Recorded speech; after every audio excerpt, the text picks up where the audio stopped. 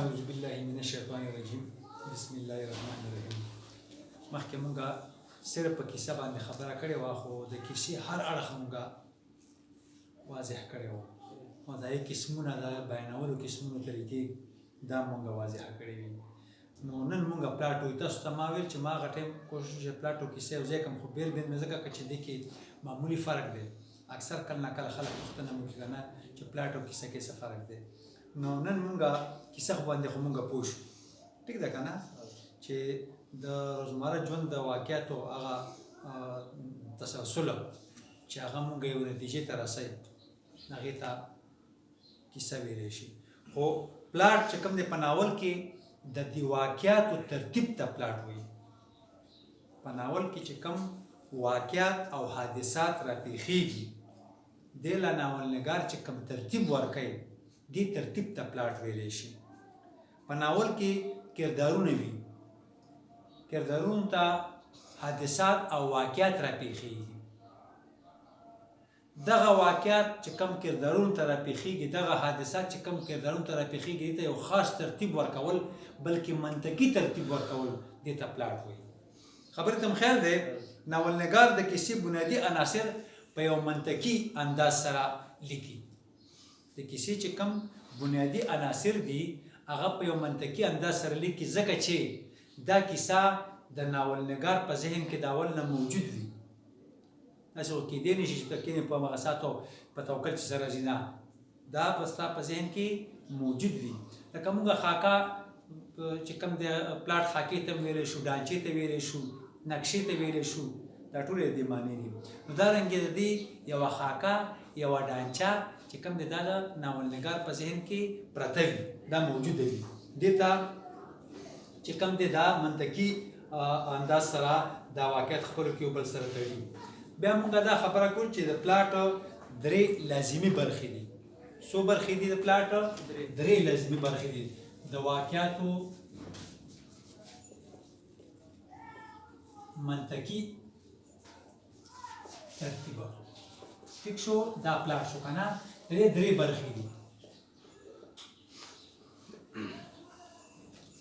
اوله برخه کې ناولنګار د کردارونو پیژنګلو کوي. کردارونه خپل کاري سره متعارف کوي اوله برخه کې. په اوله برخه چې دا کردار یا کردارونو پیژنګلو، ټیک شو.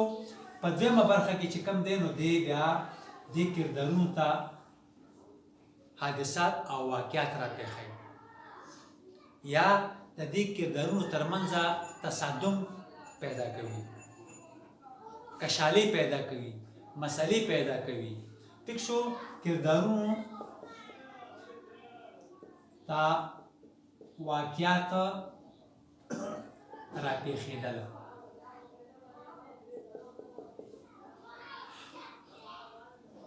اول کې کردارونه متعارف شو، پلانکی پلانکی پلانکی، دا دا دا دا دا رشتې او بل سره دا وغیره. په اوله برخه کې.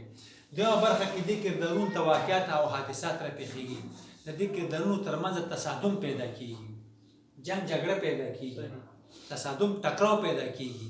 او په دریمه برخه کې چې کوم دی، نو د دې مسلو یا کشالو یا حادثاتو یا واقعاتو منطقي حل ښیي، چې حل به صحیح اوسه.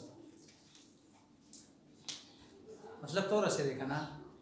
په اوله برخه کې د کردارونو تعارف شو، په دویمه برخه کې د کردارونو ترمنځ تصادم شو، واقعات او حادثات راپېښېدل شو. په دریمه برخه کې چې کوم حادثات او واقعات د کردارونو ته راپېښ شوي دي، د دې حل او نتیجه چې کوم دی پوه شو، دا ناولنګار وړاندې کوي. نو دارنګې په یو منطقي انجام سره ناول اختتام ته ورسېږي، انجام یې وشي، ټیک شو. زه یوه اهم نقطه ستاسو ذهن ته راولم، او هغه دا ده چې په کیسه او په پلاټ کې فرق څه دی. بلکې کیسه د پلاټ جز دی، خو پلاټ د کیسې جز نه دی. یعنی پلاټ دپاره کیسه لازمي ده، خو کیسې دپاره پلاټ لازمي نه دی. دلته اوس دی، اوس زه وایم که نه چې مثال کې طور په چې یو سړی مړ شو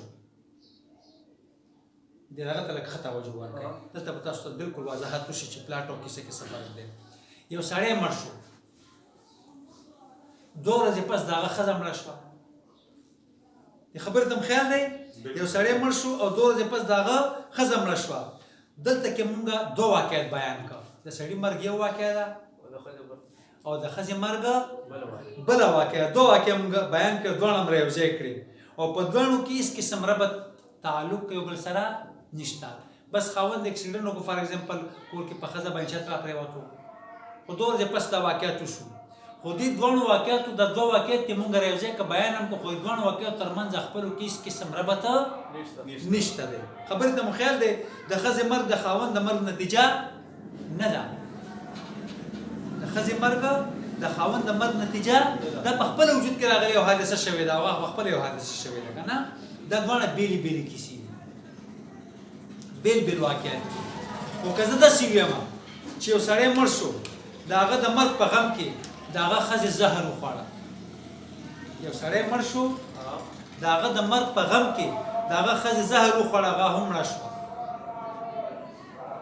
یو سړی مړ شو د هغه د مرګ په غم کې د هغه ښځې زهر وخوړه هغه ښځې هم مړه شوه نو که تاسو وګورئ دا پلاټ شو ولې پلاټ شو ځکه چې د دواړو واقعیتو ترمنځ یو ربط دی دواړه واقعیت د یو بل نه جدا نه دي خاوند مړ شو نو ښځې ورپسې زهر وخوړه هغه ورپسې مړه شوه دواړه واقعیت د یو بل نه جدا نه دي یو ربط دی پکې بلکې په دې کې یو ربط پیدا شو د خاوند مرګ سبب دی او د ښځې مرګ نتیجه ده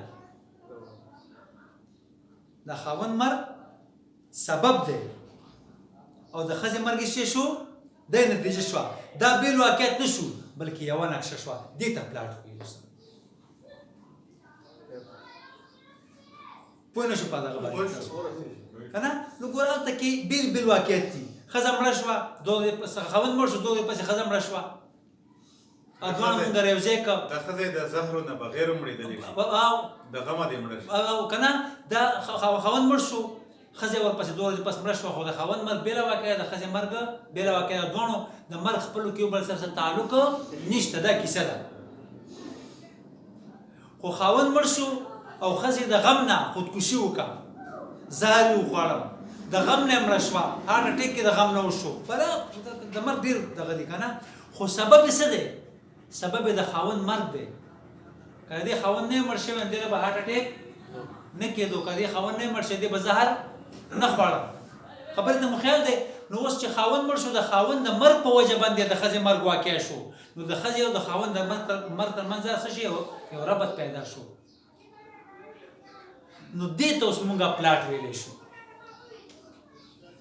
مطلب ته ورسېدې د کیسې ته د پلاټ ترمنځ به تاسو ته فرق ډېر ښه واضحه شوی وي اوس مونږ بل ځای ته راځو چې د پلاټ چې کوم دی د جوړښت له رویه د جوړښت له رویه د پلاټ 2 قسمونه دي یو ته منظم پلاټ ویلی شي او بل ته غیر منظم پلاټ ویلی شي د څه شي د مخه د جوړښت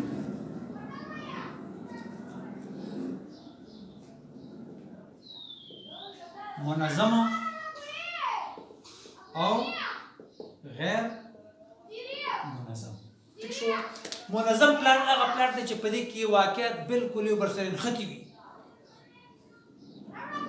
بالکل تړلي وي یو بل سره لږه فاصله هم پکې نه وي لږه کمزوري هم پکې نه وي که لږه کمزوري فاصله پیدا شي نو پلاټ ته به نقصان ورسېږي داسې پلاټ چې د هغې واقعیت بالکل یو بل سره تړلي وي مربوط وي داسې پلاټ ته منظم پلاټ ویلی شي څه ورته ویلی شي منظم پلاټ او چې کوم غیر منظم پلاټ دی دې مطلب دی چې د کیسې ترکیبي اجزا چې کوم دی دا په مختلفو واقعاتو اډانوي د کیسې چې کوم ترکیبي اجزا وي دا په مختلفو واقعاتو اډانوي خو یو تجربه کار یو سیزنډ ناولنګار به دا داسې خپلو کې ربط پیدا کوي چې په دې کې خلا پیدا نشي خو واقعیت به څه شی وي دا به بیل بیل وي د غیر منظم پلاټ واقعیت بیل بیل وي خو دا به داسې ربط ناولنګار ورکوي چې دې کې خلا پیدا نشي او که دې کې اکثر ناولونه په دې ناکام شي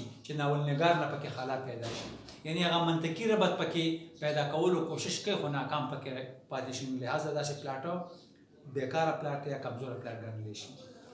البته نن سبا داسې ناولې هم شته چې پای کې پلاټ نه وي، ناولنګار د کردارونو په ذریعه باندې خوند پیدا کوي. داسې کردارونه لوبې را لوبې چې په خوند پیدا کوي او پلاټ پکې نه وي، خو دا ناکام دی. ناکام ځکه چې دا به خلکو تجربې وکړي خو دا به خلک قبول نه کړي شي.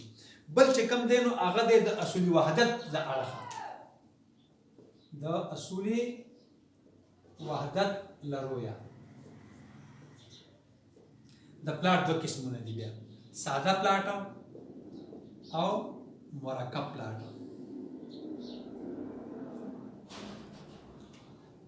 ساده پلاټ او مرکب پلاټ. ساده پلاټ هغه پلاټ دی چې په دې کې یوه کیسه بیان شوې د عشق کیسه ده، یوه پکې یو عاشق دی او بله معشوقه ده وغیره، دا کیسه مخکې ځي ځي اخر انجام ته ورسېږي. دې کې پیچیدګي نه وي، مشکل پکې نه وي، آسان وي ساده پلاټ چې کوم دی. او مرکب پلاټ هغه دی چې په هغې کې مرکزي واقعه د کیسې سره ضمني ډېرې کیسې بیانېږي. کومه چې مرکزي کیسه وي په هغې سره ضمني ډېر واقعات او ډېرې کیسې بیانېږي، یعنې یو کیسه پکې نه وي، د یو نه پکې زیاتې کیسې بیانېږي. خو ناولنګار به په دې کې یو ربط پیدا کوي. دا کیسې به داسې ګڼي چې یو کیسه یو واقع د بلې منطقي انجام، یعنې هغه ډرامایي یا ډرامې خو ورته نه شو ویلی، هغه فلمي به ورته ووایو. فلمي دا غونډه کې چې بغیر څه د وجې نه جواز نه چې کوم د هیرو را پیدا شي او ډز ډز یو کار وکړي، بیا دا داسې څیز دی چې په فلم کې د پلاټ انتهایی کمزوري وي، خو داسې به دې کې نه وي، هغه فلمي انداز به پکې نه وي. په دې کې به چې کوم دی پوه شي نه زیاتې واقعیت وي، خو دا واقعیت په خپلو کې بل سره مضبوط ربط لري.